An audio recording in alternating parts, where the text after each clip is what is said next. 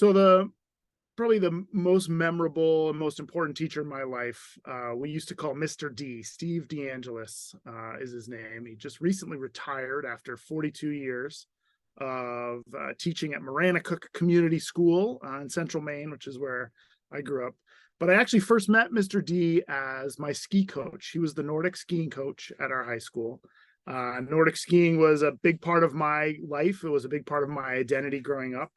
And through skiing, I think I learned from Mr. D one of the most important lessons or ideas that he ever imparted, which was the power of being on a team, the power of being connected to other people, the power of caring for other people that you're doing things with.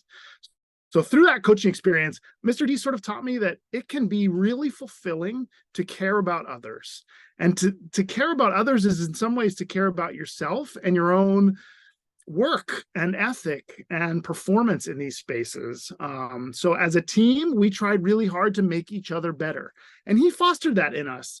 And so it wasn't until my junior year of high school that I actually got to have him as a teacher. I'd known him for 2 years. We would train in the winters and ski, and we would train in the summers, doing dryland skiing and exercises.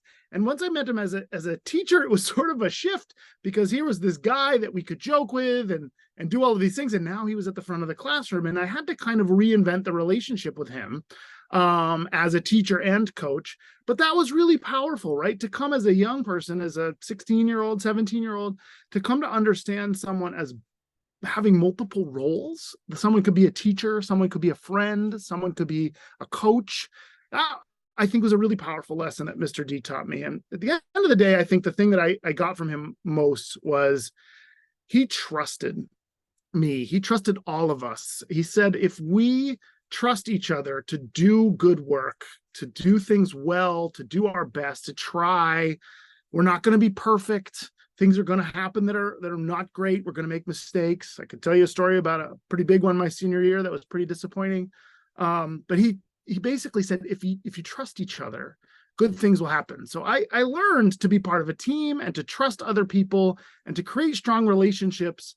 And ultimately, some of that was in response to or in relation to how to learn in the world. He was a physics teacher, formerly an engineer, then became a physics teacher, and then an educator. So a similar trajectory. My undergraduate degree is in engineering, and then I got really interested in science education, and now I'm looking at different aspects of education. But he let us figure out things we were curious about and go off and build things with materials and objects. We built a Roman arch, like a museum exhibit once. It was an arch made of bricks that were all cut at precise angles such that it could stand up on its own and even take some weight on the top. And I remember that being this wildly, sort of exciting and difficult experience that I did with 4 or 5 other people. So we were as a team sort of working together, learning together, and messing around with materials to make sense of the world we were in. So Mr. D was a huge influence in my life, someone I still keep in touch with. Watched his kids grow up, ate a lot of meals at his house, built different things in his garage. And he was a pretty awesome influence in my life. And hopefully he'd be proud of the work that I'm doing today, which carries on that legacy.